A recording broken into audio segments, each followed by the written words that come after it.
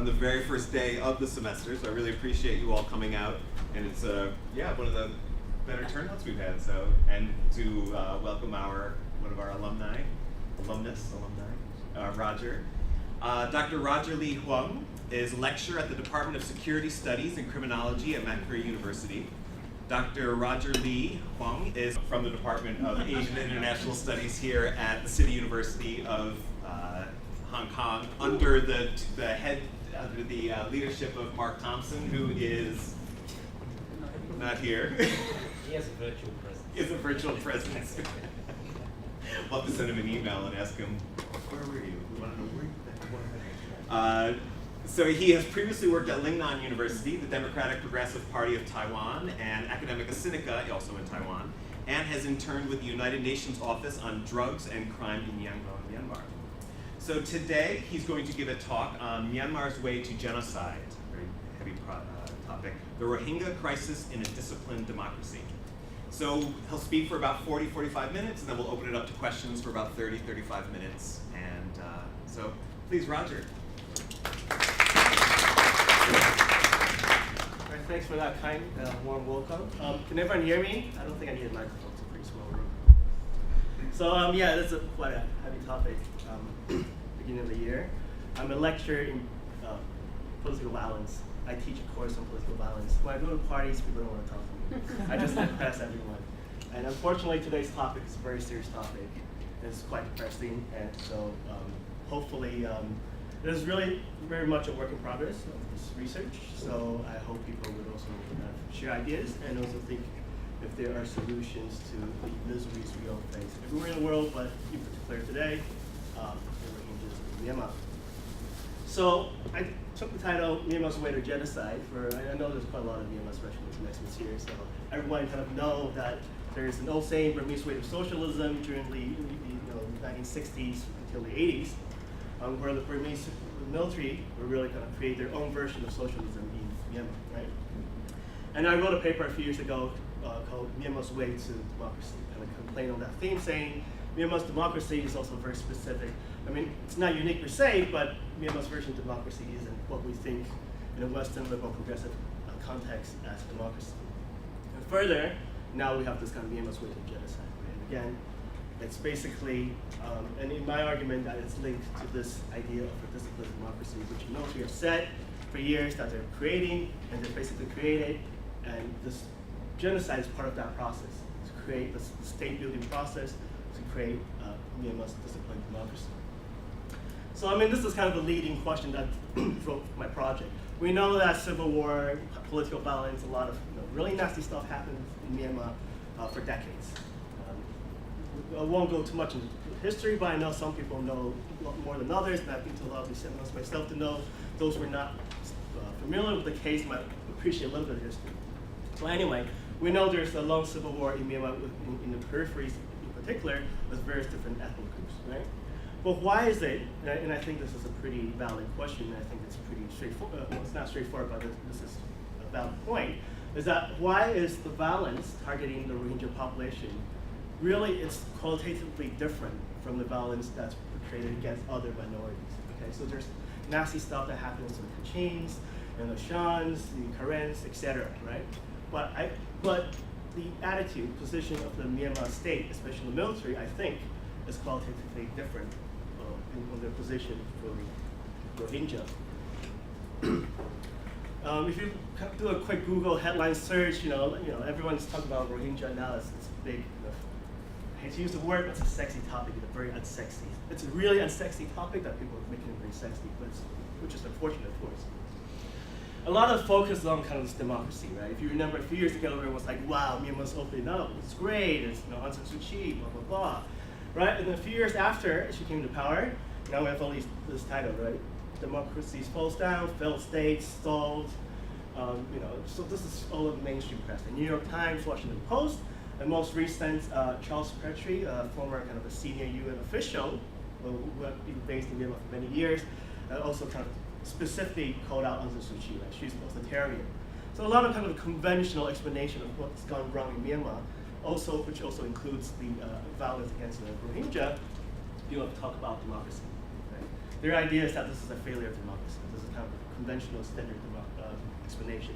Even some academics, this Barray, I can't pronounce the name, but he's kind of a well-known figure on civil military relations, wrote an article back in 2018 in Journal of Democracy, also kind of focusing on leadership of Aung San Suu Kyi. The title is actually Burma, Suu Kyi's missteps, right? Again, kind of saying Suu Kyi has miscalculated, Aung San Suu Kyi being the de facto political leader of the civilian government of Myanmar today. So this is it. I mean, you guys can all go home now, basically. This is my argument. Now, I put it out there, so there's no mystery, right? I'm saying again, Myanmar's way to genocide is Myanmar's way to democracy, right? And this genocide is a form of social practice. It's part of the military's long-term project, right, to build this unified, disciplined democracy. They've been saying they've been doing, the military has been involved in Myanmar's contemporary political project for decades, and this is kind of they've reached that point, right? They tried the socialism, it failed.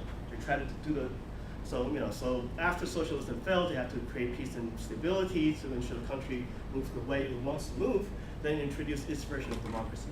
Once it's done that, it's now to really kind of spread out the state, right? Really kind of, build the state that they've always intended to build, which is kind of this Burma-centric, especially now, so kind of this Buddha-centric Myanmar state. Okay, and again, contrary to what a lot of these media headlines say, my argument is that this is not democratization in its discontent, but rather this kind of genocide is part and parcel of Myanmar's way to democracy. This is Myanmar's way to democracy. These conventional wisdom is wrong. It's not because democracy is really in Myanmar per se, but this is the Myanmar's version of democracy. And I've already lost one audience. That's okay. Just quickly, this is kind of my just brief outline so people know where I'm going. Again, very briefly, I'll kind of talk about background of the country, very, very briefly. And then, obviously, talking about the actual Rohingya genocide. We gotta remember, again, I know this big numbers we kind of forget, but these are real human beings, right? So when you say 700,000, 800,000, million people, we kind of forget, but these are real individuals facing real trauma. So I do want to spend a few slides talking about what's actually happening in this genocide. And I'll talk about a few theories to kind of explain how people try to explain why there's violence during the so-called democratic transition, and then review a bit of how violence is perpetrated. Again, a lot of you might be familiar with this, so I apologize if it's nothing new in particular, but I want to kind of build up on the literature. Ending with kind of Fehrenstein, who's a scholar on genocide, kind of used in this idea that genocide is a social practice, right, by the political establishment, and trying to recreate relations between the state and society, in this particular kind of erasing and eliminating Rohingya from the state, from the Myanmar nation. And then some of my concluding thoughts. Again, very briefly, you all know kind of the history. Majority population is Buddhist. It's been independent since 1948, so if we look at the math, it's been 71 years since independence, okay?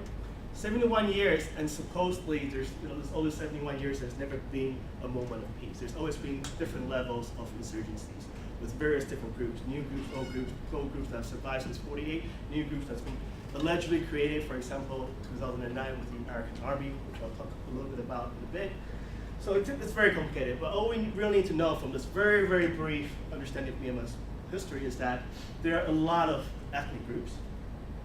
I'm not going to go into all the debate about imagined communities and how it's a social construct, which I think it's all valid. But from a Myanmar perspective, right, the Myanmar official position is that there's 8 national ethnic races. This is their official position, right? There are 8 national ethnic races. There are indigenous ethnic groups that's been there since time immemorial and all that, right? So you're from those 8 groups, you're solid, you're gold. You're a citizen of Myanmar. You're from the Burma community, political community. But it gets a little bit more complicated.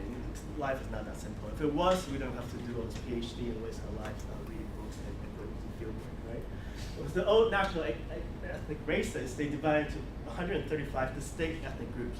It gets very confusing, but again, this goes back to what I just said earlier. This is really a lot of pseudoscience nonsense, right? I mean, they go and divide, and it gets very complicated, and no one really understands what this 135 distinct ethnic groups really are, but that is the official position of the government.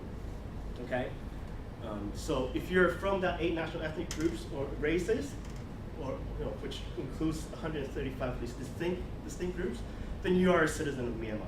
That's it. No questions asked. Allegedly, that's it.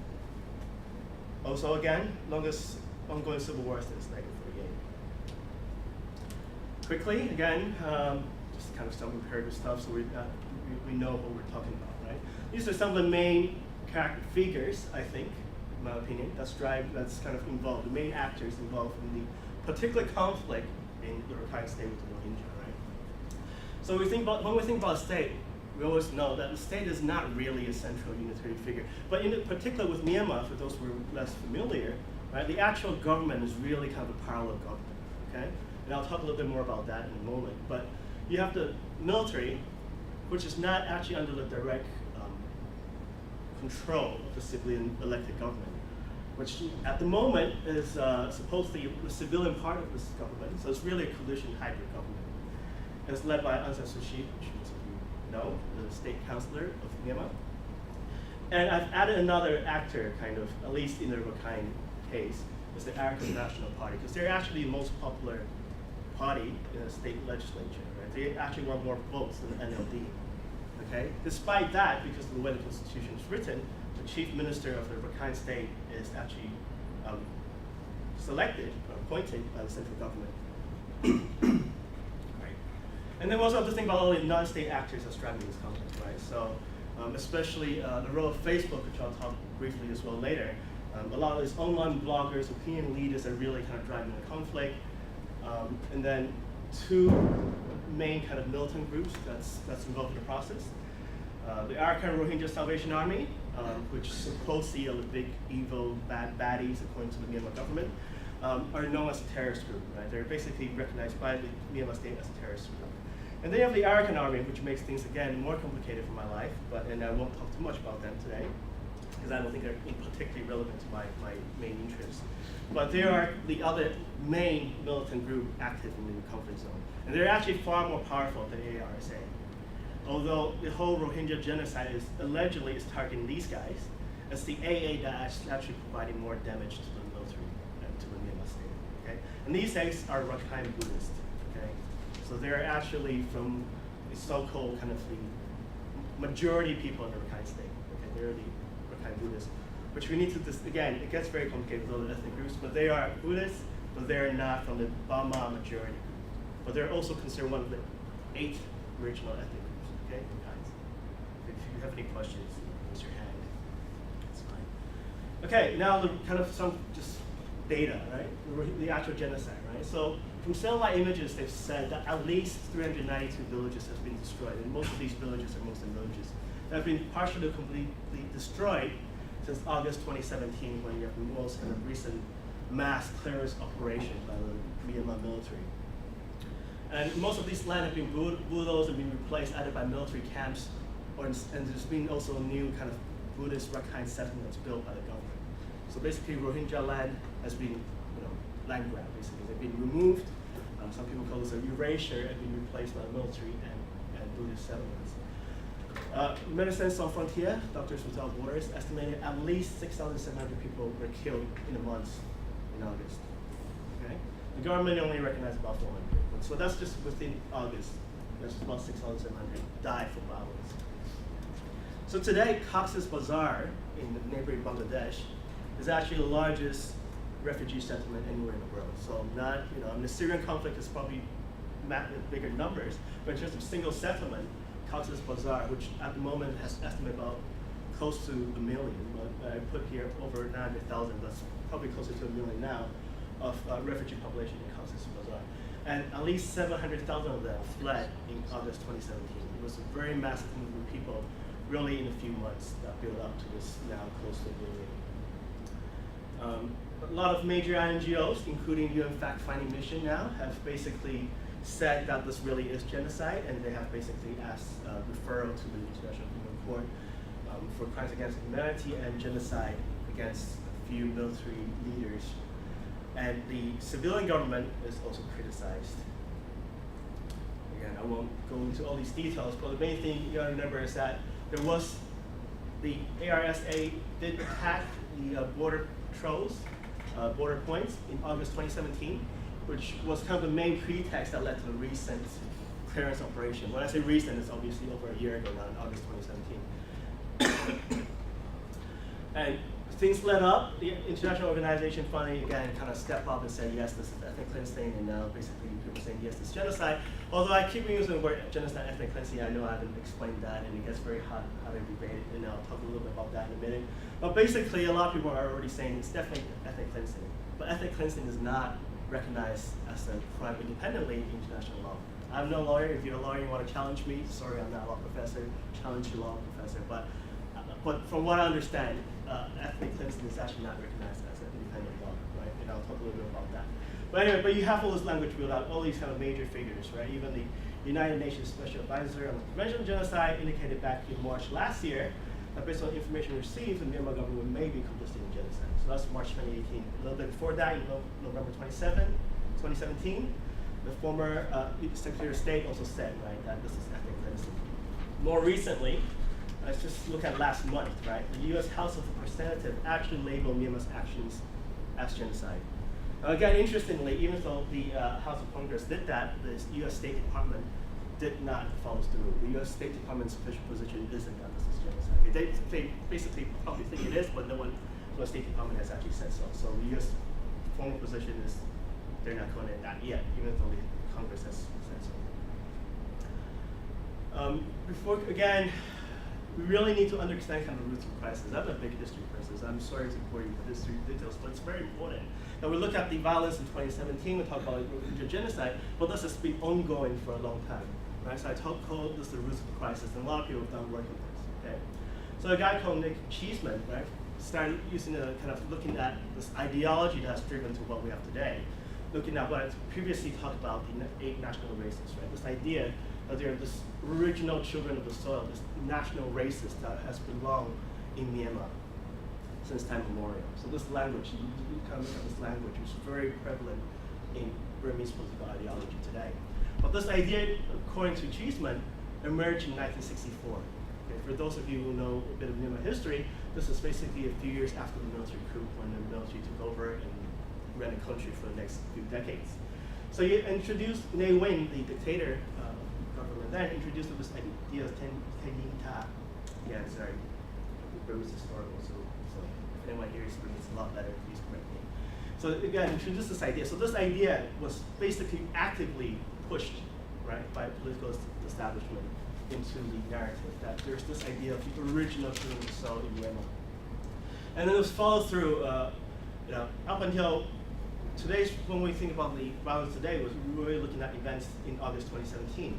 But since at least 1978, the military has committed similar actions targeting the Rohingya community. Okay? In 1978, there was the Operation Nagamin, which means King Dragon. Again, kind of documenting people and all that. This led to the first initial wave of Rohingya fleeing to neighboring Bangladesh. And then 1982, the infamous 1982 citizenship law created this new kind of threshold to be recognized as citizens, right? And there's also 3 tiers of citizenship, and there's a lot of work has been written about this, right? But this effectively made the Rohingya de facto stateless. Okay, so they're no longer. It's not actually, again, I'm not a law professor, but de facto meaning just by practice. So not de jure, right? So they're not actually legally stateless, but because of the way the system is created, the way the law is introduced, it makes them de facto stateless. So it's very difficult for them to prove that they're citizens of Myanmar, irrespective of how long they've been in Myanmar, or their lineage and whatnot. Okay, and again, you really have to understand again this kind of racist primordial idea that still exists, not just in Myanmar. So let's not just target Myanmar today, but I mean we know racism is everywhere, right? But especially in political dialogue, even in Myanmar today, it's still a very racist society, right? And it's so in the second wave of violence targeting the Rohingya, they call it the Operation Clean and Beautiful Nation. Right? So again, they had a second wave of Rohingya refugees. When the military came in again in the early 1990s, the second wave of refugees was in neighboring Bangladesh.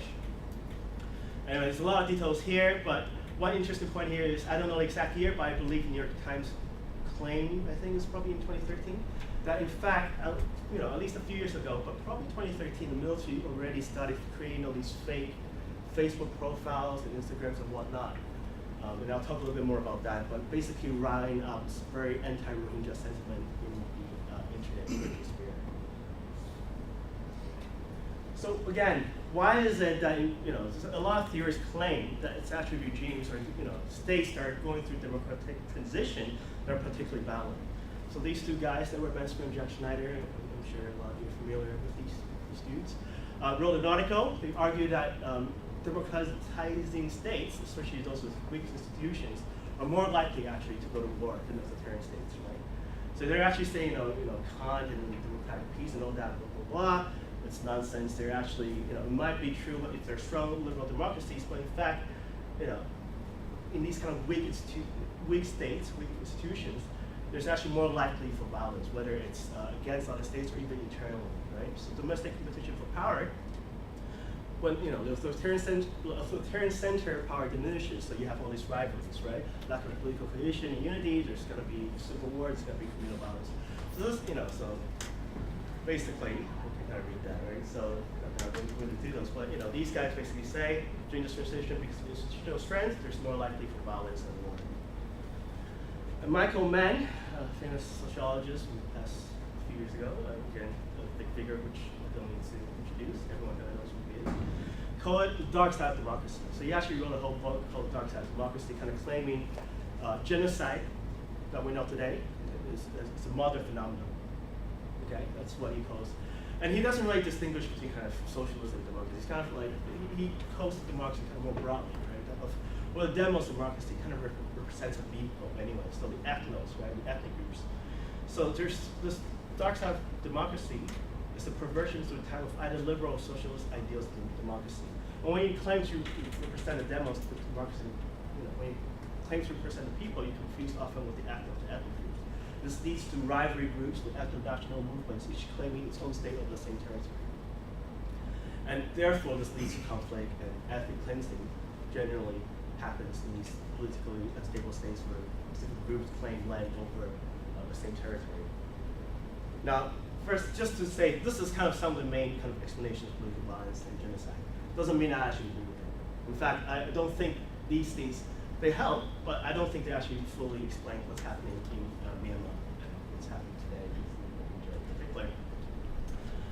First, what is this democratic transition we're talking about? Okay. We have an expert here, Renaud, who's briefing about this, about caretaking democratization, so caretaking democracy and all that. And I've written about disciplined democracy, and several others have already written a lot about this. I'm not going to go into details, but really, this democracy that we understand in Myanmar today has been planned for a very long time, at least since 1990s, but in particular 2003. The military has announced how they're going to introduce democracy in Myanmar, and they've done it exactly according to the step that they've said they're going to do.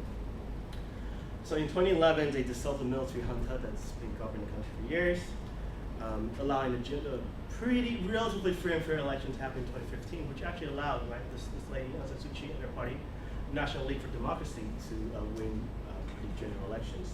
But again, what does it mean that this is a democratic transition? Why is the press calling it a democratic transition? Why are people calling it that, right?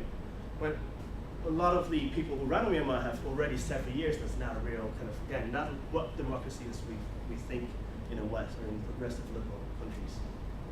It's really a disciplined democracy, and that's kind of even in the actual constitution written by the military.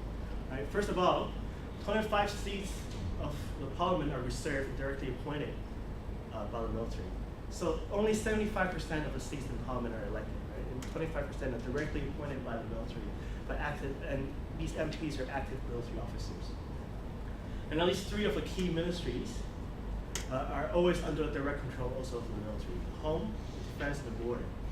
Right? So we're talking about, irrespective of electoral results, there's always going to be a coalition government between the popularly elected civilian parties in coalition with the military. Because these 3 key national security portfolios are always going to be appointed by the military with active military officers.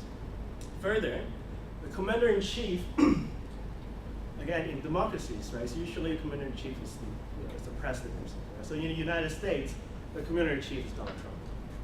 Without doubt, that's maybe a scary thought, but that's the fact. Whereas in the Myanmar case, the commander-in-chief is actually the supreme commander of all defensive personnel. So it's actually the military general, Min-Aung Hlaing in this case, the senior general Min-Aung Hlaing, right? In theory, according to the constitution, he doesn't actually answer to the president. Okay, he is the highest ranking military officer in charge of the military. Although technically the president is the highest executive, etc., but in practice and also written in the Constitution, the commander-in-chief actually is the supreme commander, and that is not the president. That is the commander-in-chief of the military. Further, there are a lot of different provisions that basically create these reserve domains to give military expensive powers, including the provision that if there's, in case of national emergencies, and if the National Security Defense Council agrees to it, the military can take over the running of the state. Basically a legalized coup, right? It's inbuilt by the Constitution.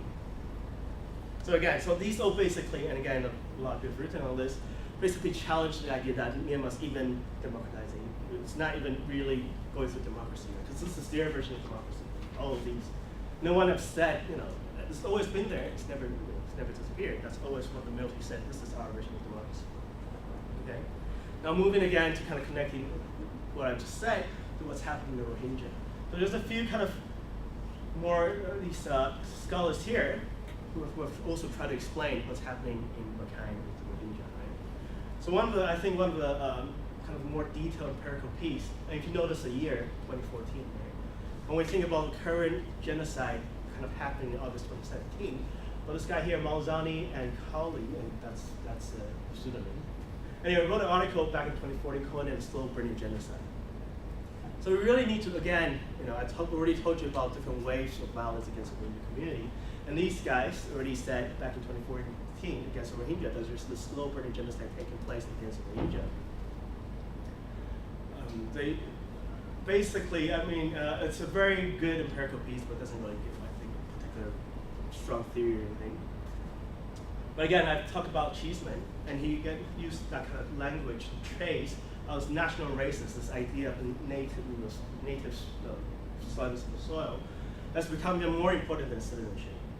So now, if you can claim to be one of those 8 original national races or one of the 135 stock ethnic groups, then you're gold. That's a golden standard. Not even a Myanmar citizenship. That's it. If you're part of that, indigenous, you're gold. You are part of the Burma nation. And that's what he kind of argues, right? That this is an active kind of political ideology that has derived and now has become more important to kind of claim to be part of the Burma nation.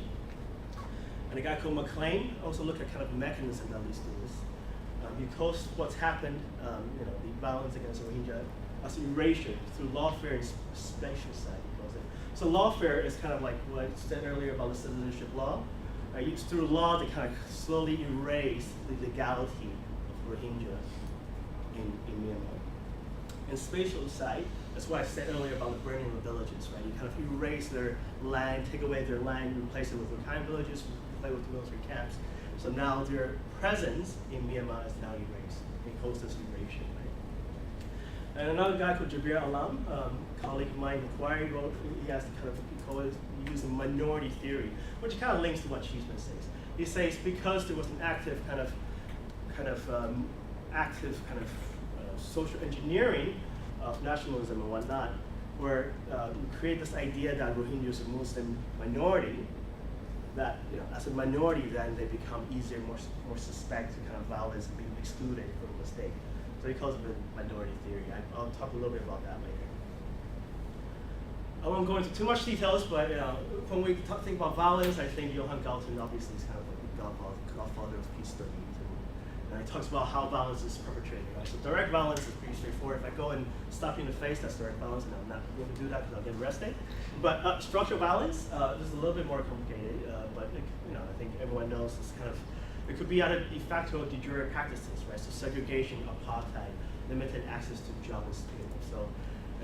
So a de facto practice, for example, would be a African American driver getting gunned down by the state. It's not legal, it's not an actual practice that's supposed to promote it, but institutional racism perpetrates this kind of structural violence, leading to direct violence, the actual shooting, right? Apartheid, segregation, that's very clear, in practice in South Africa. And then he talks about cultural violence, right? So these are the norms that actually kind of builds this triangle supporting violence taking place. And we can really see how that takes place with the Rohingya. Usually people chuckle, I guess it gets a more serious audience here in Hong Kong, but everyone recognizes this guy, right? Hanging out west. Right? So last year, he had this pretty infamous quote when he said, we hear about slavery for 400 years. For 400 years, that sounds like a choice, right? A prominent African-American celebrity said that just last year, claiming that slavery was a choice. I mean, it was all over the news. And this really kind of goes into the language what Huang talks about cultural violence, right? So when Africans are captured, forced across the Atlantic to work as slaves, millions are killed in the process in Africa or in the Americas. And then this massive direct violence over centuries seeps down in sentiments as massive structural violence with whites as the master, top dogs, and blacks as the slave underdogs, producing massive cultural violence with racist ideas everywhere. After some time, direct violence is forgotten, slavery is forgotten, and only two labels show up. Not enough for college textbooks: discrimination for massive structural violence and prejudice for massive cultural violence. Sedimentation of language itself, cultural violence. Right? So this is just kind of very good example of how cultural violence is reproduced and supports structural and physical violence, direct violence. Again, now we need to kind of go into exactly what is ethnic cleansing genocide. So what's happening in, I'm not really going to debate whether it's ethnic cleansing or genocide in the Rakhine State against the Rohingya. As far as I'm concerned, both are happening. Feel free to disagree if you really think that. But the thing with ethnic cleansing is that, again, you have to actually demonstrate that it's a purposeful policy designed by one ethnic or religious group to remove by violent and terror-inspiring means the civilian population of another ethnic and religious group from certain geographic areas. And this is from a commission of experts report on the Yugoslav wars in 1994. As I briefly mentioned earlier, though, it's actually not recognized as an independent crime under international law. So if you need, the only way international community can respond if they want to use international law is the 1948 Genocide Convention. And also the fact that you have to prove this intention that this is not just communal violence or civil war, but this is actual political objective, which is ethnic cleansing or genocide. And this is just because the actual language within the Genocide Convention. I'm not going to go into details, but you can see killing members, etc., etc. You can find all this information online. It's pretty straightforward. So why do I, again, previously said I'm going to talk about the Rohingya genocide as a social practice? Because this guy Fierstein did a kind of a comparative work on different genocides, comparing particularly in Nazi Germany and Argentina. And he kind of used this kind of Foucault idea, right, that he calls genocide as a social practice where it's a technology of power, a way of managing people as a group that aims to destroy social relationships based on autonomy and cooperation by annihilating a significant part of the population, and to use the terror of annihilation to establish new models of identity in social relationships among survivors. The main objective of this is to transform these victims into nothing and the survivors into nobodies. And then again, he also talks about, look, we need to really study and understand genocide as a longer-term process, and I've already talked about that, about how Zani and others know kind of the series of waves of violence against Rohingyas and kind of the introduction of the idea of the native indigenous people. So again, just actively turning these Rohingya. So sorry, I should have said this a lot earlier for those who are familiar. I keep using the word Rohingya, which is actually the ethnic term that the population recognizes themselves. It's like I call myself Taiwanese. Beijing would say, no, you're Chinese Taiwanese or Chinese Taipei or something ridiculous, but of course I'm Taiwanese, right? That kind of thing. But in this particular case, so the Rohingya call themselves Rohingya, but everyone else in Myanmar, especially the state and the mainstream society, call them Bengali if they're polite. There are a lot of more nasty things they call the Rohingya population. But usually in mainstream press and elsewhere, they call them Bengali. Implying again, they are not from Myanmar, they're not from Myanmar nation. Bengali can imply them from neighboring Bangladesh, right, with Bengali roots. Okay, I already earlier said, in 1964, Ne Wing kind of introduced this idea of original chapter in the soul, which really picked up today, becoming the gold standard, right? So if you're part of this, you're gold standard. And the Rohingya, Bengalis, are not part of this. So it can never be Myanmar. It can never become really part of Myanmar as a political nation. Earlier, I kind of talked about this minority theory and how kind of what has happened in the case of Myanmar. So 4 key factors that have kind of allowed this Rohingya to be turned into a minority in Myanmar, right? You have this kind of development of Burmese nationalism and how identity become a main driving force of politics. If we remember back in the day, identity politics seems to have disappeared, come back, disappear, and come back again, and kind of Javier Al-Nam here kind of claims this politicization identity for Burmese majority. And then that citizenship law I talked about, that was states and other people talk about the erasure of the Rohingyas. And further along this kind of ongoing civil war, you have those who recognize themselves as different from the Burma-centric state, and then you also have the Burma-centric state kind of recognizing and saying, yes, you have all this different ethnic groups. So it's a very kind of mess, right? You're kind of, the state on one hand is trying to create a strong central state, but on the other hand, it holds this kind of old school 19th century outdated pseudo-scientific racist view of race and ethnicity, right? So that kind of drives this idea that, again, the Muslim others. I'll go to that in a minute on the Facebook, but I really want to show this image, kind of to really let you see what we're talking about here, right? So these are kind of the images you see how Rohingyas are represented in Myanmar. Okay, we start from here. The ARSA, they're Bengalis, and they're usually, basically all Bengalis, all reserve terrorists, right?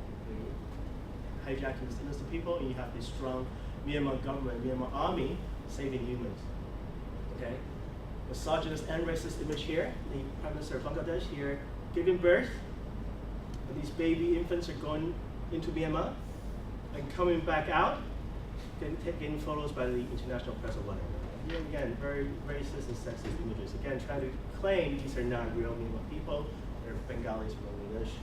Here in the Myanmar newspaper, the Rohingyas are not even recognized, they're basically represented as crocodiles. Apparently they've eaten up all these innocent animals and then go into the press claiming to be victims.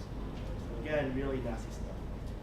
You can see that pretty straightforward. Now I want to talk about this image in particular. This image was a few years old, and it's published in Irrawaddy, which those of you are familiar with, is actually has been for years kind of seen as the progressive, independent, pro-democracy news source. And it's not a terrible news source, but even then, right? And they have received funding, for example, from the National Endowment for Democracy in the U.S. Even a few years ago, before the genocide, they've also kind of put this image, right? The Rohingya, they're not a Rohingya, right? Again, we don't recognize them, they're just boat people. We won't give them a name, we won't give them nothing. They're boat people trying to jump the queue, all these law-abiding native children, right? These are ethnic groups that we recognize. They're actual indigenous Myanmar nationals. They're standing in the queue, trying to create peace, talk to the state, peaceful reconciliation, whatnot. But the boat people, they jumped in the queue. Okay? And look at that quote. And I really like to kind of talk about this quote, because that really kind of gives you the idea of what we're talking about here. So Consul General Ye Miao was the Consul General of Myanmar to Hong Kong a few years ago. And a lot of you here know Ian Holliday wrote something a few years ago, basically kind of defending the Rohingyas. And Ye Miao's response was sending a fax to all the major newspapers and consul generals in Hong Kong, writing a letter basically saying the Rohingyas are not Myanmar, the Burmese people have fine features, and all this again really kind of just silly stuff that you'd shock, you'd think a diplomat would be more wise to say something like that. But again, from their perspective, they thought they were actually doing right in defending their Myanmar nation or whatever, right? And this is an actual quote inside the letter. He didn't use the word Rohingyas, so he just referred to them, they are as ugly as ogres. So this is the actual language the Consul General of Hong Kong sent to other diplomatic missions and newspapers in Hong Kong, I guess 10 years ago now, and thinking this was actually defending the Myanmar position. So again, you can really kind of see where we're going. So, again, people have already said that really what happened is textbook case of ethnic cleansing. There's been UN reports, there's been Amnesty International reports, etc., showing systematic killings of civilians, sexual violence by the military, and that there is coercion and support by the community targeting Muslims and Rohingyas in particular. There is a systematic by the state to deny independent investigators, independent media. The UN fact-finding mission investigators are denied to go into Myanmar, right? And of course, I didn't really talk too much about this, but the military practiced the scorchers for cuts policy, cutting off the funding, food, intelligence, and recruits, which means also targeting the civilians. Okay, so all these kind of demonstrated that this is quote-unquote textbook example of cleansing happening over there. just a little bit of backing away a little bit, saying, well, again, look at the bigger picture, right? And kind of the criticism say maybe it is not genocide, ethnicism, whatnot, right? Because the ongoing fighting team, right, today, the fighting is not just limited to Rakhine State and not just limited to Rohingyas. They're still fighting. In particular, earlier I told you about the Arakan Army, and they are no fans of the Rohingya, really, because they're Rakhine nationalists, but they have been very successful in attacking the military recently, okay? But there are also a lot of fighting in elsewhere, in Kachin, etc., right? And that the scorched earth policy, the forecast that I talked about earlier, the scorched earth policy, that has been practiced by the military for decades against other EAOs. So it's not unique just to the Rohingyas, right? So this is, in fact, a policy that was developed by the Brits against the Malay communists and Sudanese in the 1960s. And the Burmese military kind of took up that technique and practiced it against the other armed ethnic groups. So it's not, again, scorched earth is not unique just to the Rohingyas. Again, just a reminder, the military continues to control main aspects of national security. So if there's any, still those who believe apologists for Aung San Suu Kyi and NLD and the Great Democrat and all that, you can say yes, but again, look, it's the military already said, the commander-in-chief is not the president, not the state councilor, it's the military, right? So that is true. The civilian government still has no control in the actual operation of what the military is doing. But really, it's becoming increasingly clear the civilian and the military leadership do not differ on their policy and their position on who the Rohingya really. There's no real qualitative difference between civilian and military leadership. Just one thing to remember is that we're in an age of fake news and all this, right? And the use of social media, right? This has, I think, further perpetrated the conflict because it's really kind of silenced moderates and peace advocates. So quickly to go back for, I think I have quite a bit of time. Let's give you time. So I wanted to talk about Facebook, which I didn't get to talk about earlier. Because everyone, I presume, uses Facebook here. Okay, sorry. There we go. So, talking about social media and fake news. So New York Times had an article that came out last year doing this investigative report. And I think basically exposed that the military is actively doing this disinformation campaign that likely begun in 2013. And military operator accounts have a combined unique followers of about 2.5 million combined unique followers. That's quite a pretty big spread. With an estimated 700 people behind this Facebook operation. That's a pretty large unit, I believe. If you have 700 people working in a separate unit just to spread disinformation on Facebook and whatnot. After the New York Times report came out, progressively Facebook finally reacted, so it's taken down for figures here. You can actually find this information on Facebook, right? And these pages all look innocent. They're names such as Beauty and Classic, Young Female Teachers, all these kind of supposed entertainment and kind of, Lord of Heaven, all these kind of, innocent sounding kind of pages and profiles. But in fact, they've been really perpetrating kind of these messages and images that we've looked at. Right?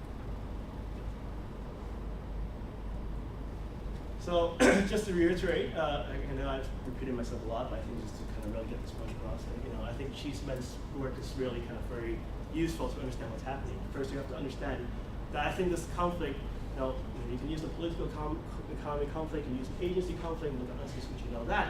But I think political ideology, kind of ideas, is really the main driving force. Now, this only idea of national raceness, Tangin Tab, Cheeseman said, this kind of primordial nationalism makes it qualitatively different from the other type of conflict we're looking at elsewhere. Of course, there's also very violent conflict taken against Kachin and Rakhines and whatnot. But the state recognized them as part of the nation. They're kind of rebels, kind of perhaps brothers fighting over different ideas of how the country is or who gets to control what. But the Rohingyas are not even considered as people that should be on the table. They're not invited to a negotiation table. They're not supposed to be in peace negotiations. Whatnot, because they're outsiders, they're terrorists. They're not even humans, essentially, from their perspective. We really need to understand the Praetorian logic. Again, I have to call you out through here because he's one of the first that's talked about this. Robert Taylor, of course, a lot of you know him, also talk about this, and others kind of really need to understand the military's role and their kind of state building project. Right? So again, this genocide, in my argument, really, is this military's logic and how the Myanmar state should look like, this disciplined democracy, and the Rohingya do not belong in this nation. So it's a natural progression where they once they produce this democracy, they can resolve these unresolved issues, including kind of the expulsion of the Rohingya from the state. Few last quick points. One thing is I do think outside influence and response have very limited leverage, but it has a little bit more than I originally assumed. I say that because in one particular incident where two Reuters reporters, which you might have heard, exposed kind of a massacre of villagers, and those who have been caught that was participating in this massacre were actually punished, which is a rarity. You know, soldiers being punished for war crimes is basically unheard of. So these kind of low-level people have been scapegoats, if you want to call them that, but they have been punished. But has that really changed the bigger picture and what's happening there? Not really. Those two reporters, as you may know, are actually in prison for exposing state secret or something like this. So limited, but a little bit more leverage than I originally assumed. But again, external actors are unlikely to actually directly intervene in crisis. Earlier I said basically they have to call it genocide before the R2P responsible to protect and the international community can actually participate. But with China, with their Xinjiang situation, and Russia, we don't even talk about Putin, we know UNSC is never going to let this happen. And this genocide is basically going to allow Myanmar's way to democracy to properly consolidate. The end. Sorry if it was not as coherent as it sounded to me in my head, but I hope it was still useful to people who know about Myanmar and people who don't. All right, thanks for your time. A few minutes for questions.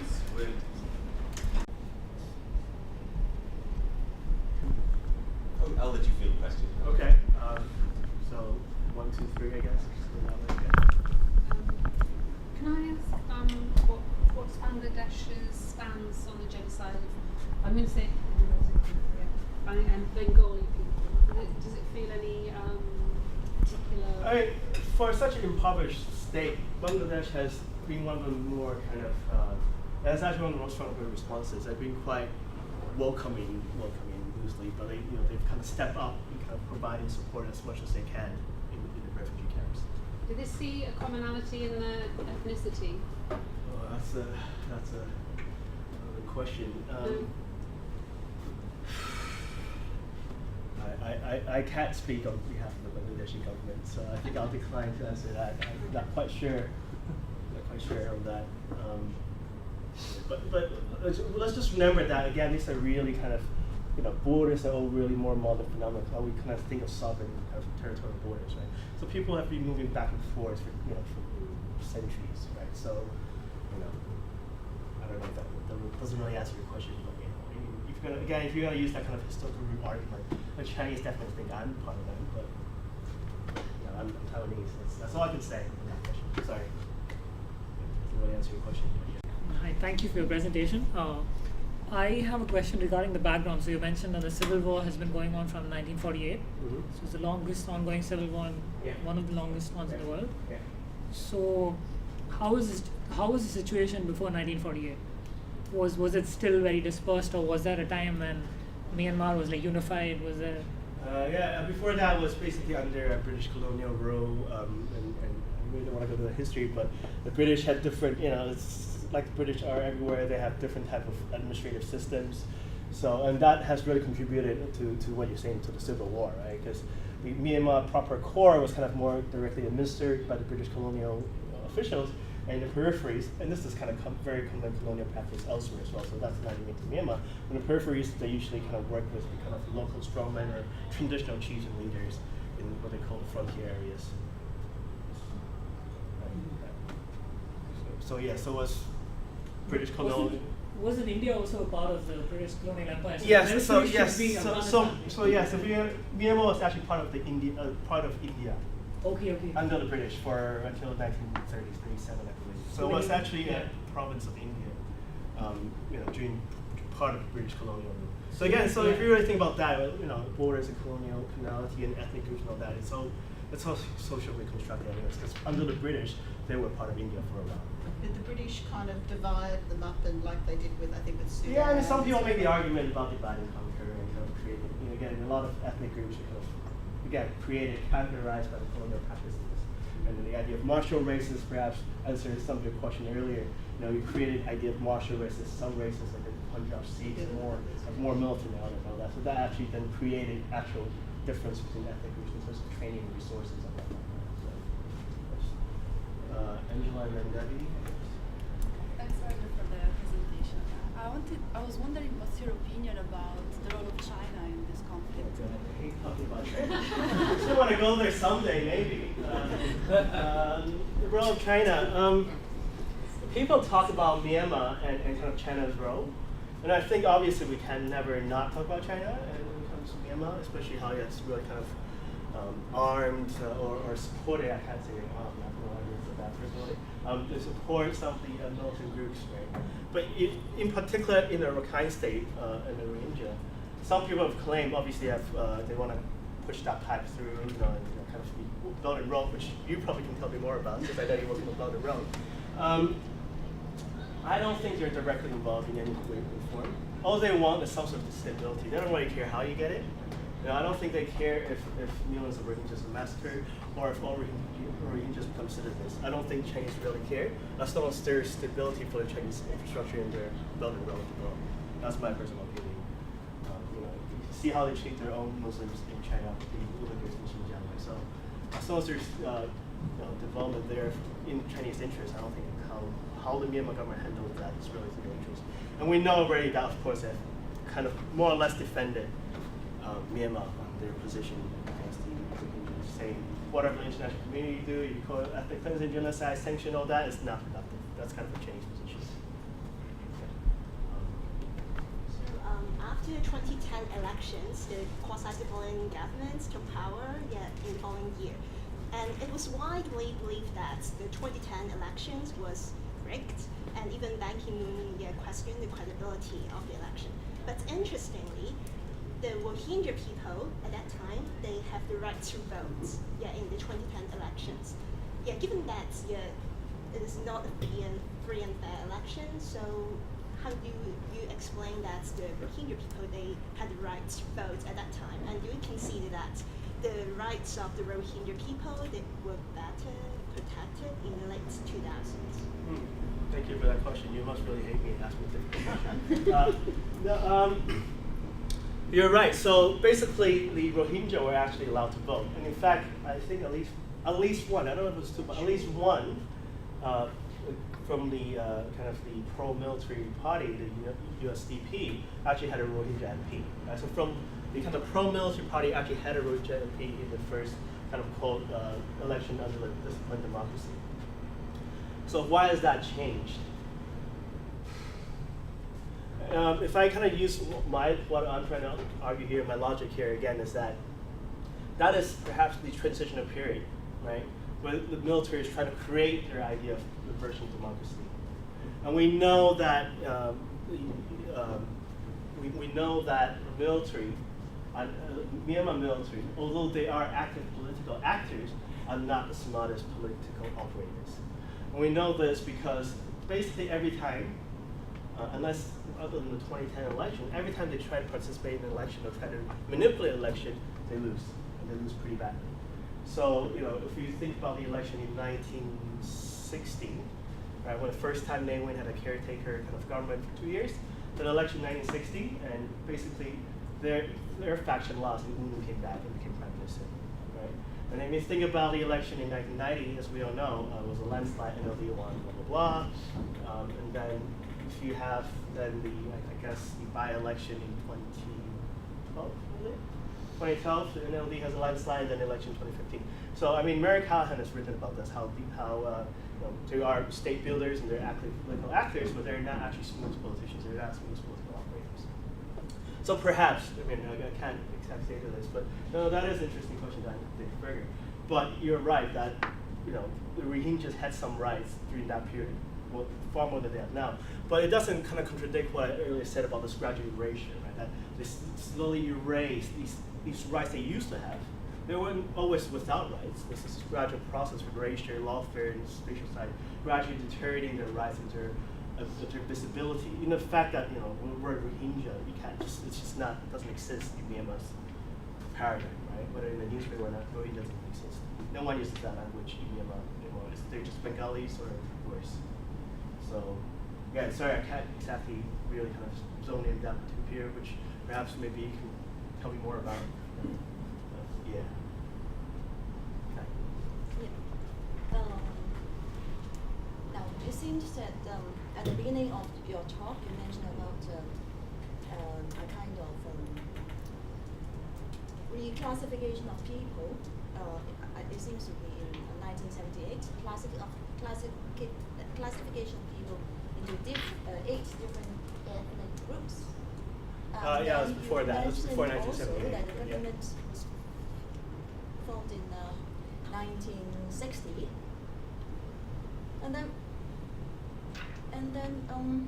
and you also mentioned that it seems that at that time, 1978, the people, these Rohingyas, seemed to be difficult to prove that they are lived there they lived there and prove that they have lived in the same place in Burma, this is Myanmar's place for some time. So it's difficult for them to prove that they have lived there.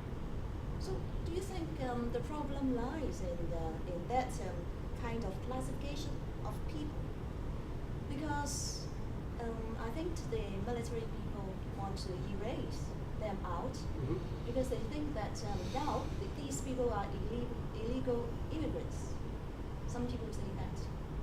So do you think the problem lies in the government a long time ago when they set up this kind of democratic government?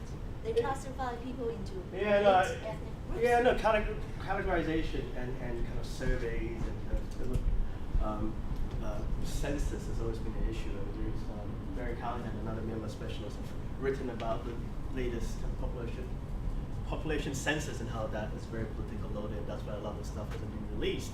But you know, I make this joke all the time. If you look at any kind of point anywhere in the map and look at current contemporary debate, always for the British. That's all you have to do, and then problem solve. That's it. Just blame the Brits. Because the reality is, a lot of these, again, this idea of identity and race and ethnic groups are created during colonial practices, not just the Brits, but I'm obviously joking here, but these ideas of race and ethnic groups, a lot of them really, have been kind of, these categories are adopted from British colonial practices. So this kind of 135 national race groups, this kind of very arbitrary number, arbitrary ideas that actually derive from colonial records. Where the British came in and basically did this, it's the British, they're like, they're bureaucrats. They go and classify everything and try to, this outdated idea of racism, right? This race, we have 3 different races. I mean, supposedly, if we believe in all this race theory, I'm yellow, and I look nothing like Bart Simpson, right? So, but that's what we used to believe, right, back in the 1900s and whatnot.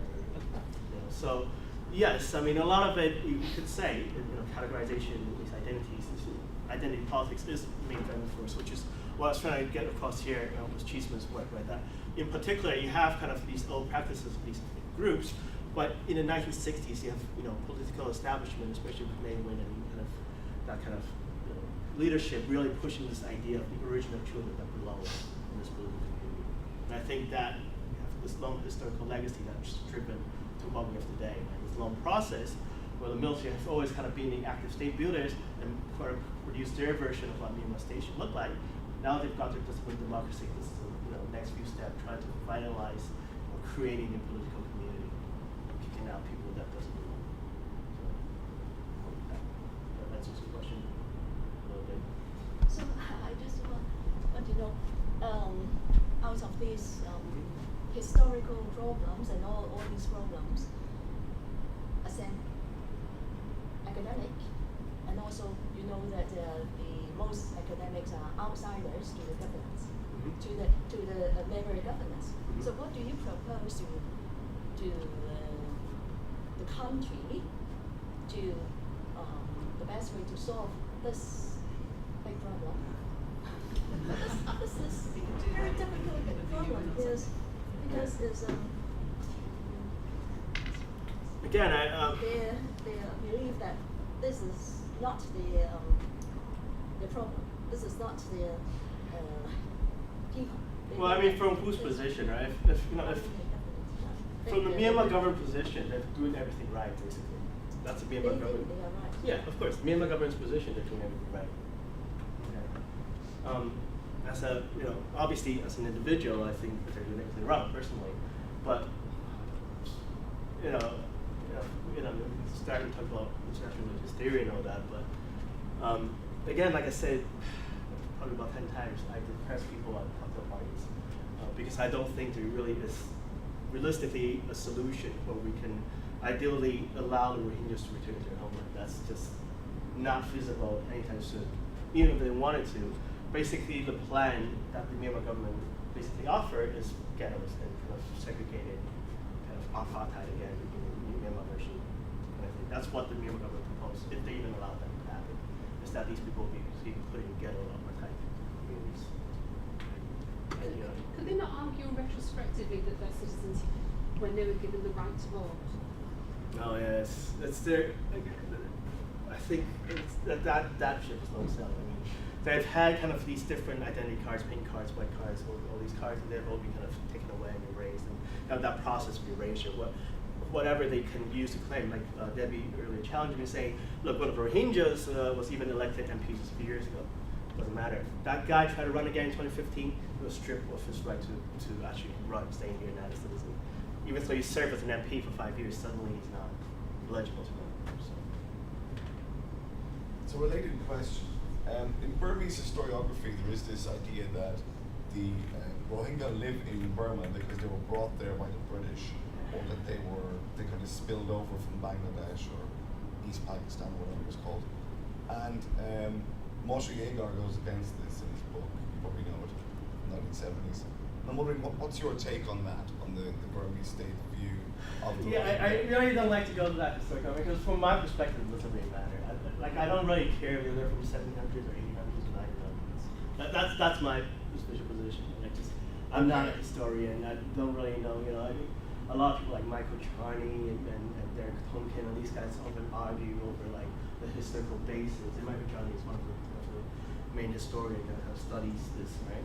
But I'm not a historian. Two, to me, it doesn't matter. A genocide is happening. It doesn't matter if they went there 5 days ago, right? Okay. It is clear, anyways, that they have lived there for a long enough time to justify that this is their land. Okay. For one, and two, that they are being persecuted loudly. That's all it matters from my perspective. Of course, from the Myanmar government, Myanmar nationalist perspective, that matters. When they enter matters, that's their key debate. To me, that shouldn't even be the debate. It should be how we treat these people that have been there for a pretty long time. Okay. I guess there's other questions. Okay. I have a quite theoretical question. Oh, wow. Listening to this, because the main thing today is that you actually talk about disciplined democracy. Okay. So talk about democracy. The democracy is actually what the people want. Right. Yeah. Mm-hmm. So if you take away the manipulation of the military or whatever, so it seems that democracy, the situation in Myanmar doesn't work, because there are many countries where people of different identity will be staying together, and usually they would be they have to find a way that they will live together. And if democracy is what the people want, that means in the case in Myanmar, actually democracy could not work in a situation where the majority of people do not like a minority. And this minority doesn't just in terms of the numbers of people, because 135 ethnic groups, there may be groups of fewer people. But the thing is, if a lot of the people, they think that, they would like to cast the Rohingyas away, that means my question is that, would you say that actually democracy in certain sort of situations that just don't work? Okay. So this is an attack basically on thinking some democracy don't work on case specific. And let's just get a few points across first. I don't think there is democracy in Myanmar, right? Which I tried to explain earlier. Is that what they call themselves? That's what they call themselves, a disciplined democracy, right? But again, It's not really, and that's my title, right? Is that This the one only democracy. country? Because when I googled it, Oh, it's not the only country that has similar. Well, that's what they call themselves. Other democracy has different democracy, so it's a different system. I mean, Turkey's a democracy. Anyway, that's not about Turkey. They're definitely not Turkey specialist. But Myanmar is definitely not a democracy by any stretch of imagination, as we understand it, right? Because already, like I said, it's a system of democracy where, the military has all these different powers. That's not, as we understand it, democratic. Okay? Right. So the military has all these powers, right? So one, Myanmar is not a democracy. And two, if we buy into that theory that some country just doesn't work, sure, and that's what this work here kind of talks about, right? Countries with weak institutions, in particular, their democracy will likely not work. So we'll tear about it. And that's why I kind of talk about Mansfield and Schneider here, and I agree with that actually. But what I say is this doesn't apply to Myanmar because it's not even democracy. It's not even a democratic transition. I don't see it as a democratic transition. I see this as everything that's going as planned by military because this is their way to create their version of democracy. There's 25% seats for the military. There'd be other parties that are really kind of affiliated with the military, right? So it's effectively much more a higher percentage. Not currently at the moment. I mean, there is the USDP, which is kind of staffed by retired military officers, effectively. But yes, I mean there are all these smaller parties. But in the current government composition, the large majority of them are voted as on an anti-military platform. But that might change in the next election, possibly.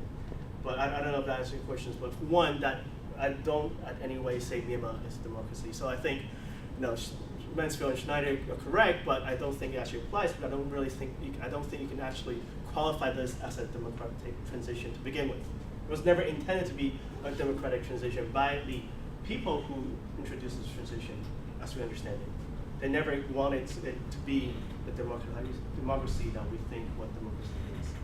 Right? And two, yes, you're right, democracy might not work in certain states when their institutions are weak, et cetera, which is this kind of stuff, this literature here. So I hope that this was your query. Sorry, I keep asking questions. Can I ask about why it appears that the Rohingya don't get the same sort of international answer treatment as the Syrian, Iraq? Why is it on a global scale that they're? I haven't really done a comparative study of what Syria, etc. But if you talk to a Myanmar nationalist, they'll be like, why are they always talking about Rohingyas and not about the Syrian refugees and whatnot? That would be, and if you just Google and look at Facebook and Instagram, you actually see that. I was actually looking at that earlier. Okay. If I can just kind of see what the latest what's happening. And you would see like in comments, be like, why are you just attacking us? Why are you not looking at the Syrians? Then you have all this conspiracy theories saying, oh, the UN is all controlled by Muslims, and that's why they're like, oh, That's true on Facebook. Any story about Myanmar, you see the Burmese there going up, and it's a bit like the Wool Yeah. It's such on the post. Yeah. And I mean, if we look at the kind of the geopolitics, and I'm not really in geopolitics, but if you look at geopolitics, obviously Americans are more actually involved in that conflict and not so much in the Myanmar conflict anyways. I mean, they're not involved in the Myanmar conflict at all. Whereas in the Syrian conflict, that's very much involved in geopolitics, between US, Russia, rivalries and whatnot. So you have that, it's a longer going kind of conflict in terms of American involvement. I suppose if you kind of take the natural resources argument, there's the Russian and US fighting over resources in that particular part of the world. So. Yeah, I think just one more question, and then we'll wrap it up. All right. I think this is a question in retrospect. So I think you, in one of the timelines, you mentioned that the first wave of the Rohingyas was in the 1960s when they left to Bangladesh. Kind of contemporary first wave of 1978. Yeah. And this first group of people actually, most of the first group of these people actually did return to Myanmar. Okay. It's the second group in the 1990s that a lot of them then weren't able to return in the 1990s. So that was the initial, roughly about 200,000 people, roughly. Okay, so now we have this timeline of the Rohingyas starting to move out because of the actions committed against them. And somebody previously asked you how long they've been, and you said they've been there long enough for them to claim that they are citizens, right? In So my do- opinion, yes. So Okay, I'm not a law professor. though. yeah, no worries. But as from an academic or theoretic point of view, Yeah. is there an argument that maybe the Rohingyas as a community could have done something to integrate themselves better with the 8 or 135 groups Well, first, while during the time when they were there in Myanmar? I mean, that's a very difficult argument. I mean, if you think about like 135 group and all that, again, some of that, first, they were never recognized as kind of the 8 indigenous groups because there were a lot of immigrants during the British colonial era, right? So you have people coming from China, you have people coming from obviously now what is considered Bangladesh and Pakistan, India, and whatnot, right? But again, going back to what my main question is, why is there a difference against Rohingyas but not the others? Because you also have Chinese in Myanmar. You have the Khokans, which is a recognized part of 135 group. Then again, it goes very complicated and doesn't really make a lot of sense. The Khokans, as far as I understand it, really aren't part of the 8 national races, but they're part of 135 national race groups. And if you talk to a Khokan, you know, to me, they're actually Chinese, right? Or even if you go to the Wa, right? I mean, the Wa is particularly ethnic group, but a lot of the people who claim they're Wa are in the Wa Special Region 2, which is special, is administrated, it is basically independent. Well, I shouldn't say that, it's autonomous, but it's basically independent. Right? So it's a Chinese satellite state, right? But it's still recognized as part of Myanmar, yes, you know, and there are a lot of people there, and they speak Chinese, they use the renminbi. Their telecommunication is Chinese telecommunications, but you don't see the same outrage in Myanmar against them, right? And the Wa is still seen as part of the Myanmar nation. They're part of the 135 national race groups, and you know, but they have, by all kind of actual de facto practice, they're really a Chinese satellite state. Okay, they claim they're part of Myanmar, but they don't even use, you know, the currency they use is the Chinese renminbi over there. So that argument that they should threaten to, you know, of course you could say, yeah, I mean, there is real religious and cultural different practices, but We don't know the answer. that's not, even that doesn't really justify, you know, how they're And, treated. And the Rakhine State, are there any particularly any resources which are of really high value because of which this conflict might be going on? Well, I mean, if we guys just look at what I said earlier, like 392 villages gone, right? I mean, land, right? I mean, they're also trying to build a pipeline. The Chinese trying to build a pipeline over across the Jiaoju pipeline, and I think there's a roadway project as well that goes through there, possibly, maybe. Yeah, I think there's a railway project that goes through. So, I mean, there is definitely economic interest, sure. I mean, there's always an economic interest, but I don't think that's the main driving force. I think that's an incentive, right? Again, because there's also economic interest in Kachin State, you know, and whatnot, right? But why are the Kachins treated different? I mean, they all get really terrible treatment, but the Myanmar state still recognizes them as part of the political community, whereas the Rohingyas are just completely excluded from that dialogue. Completely.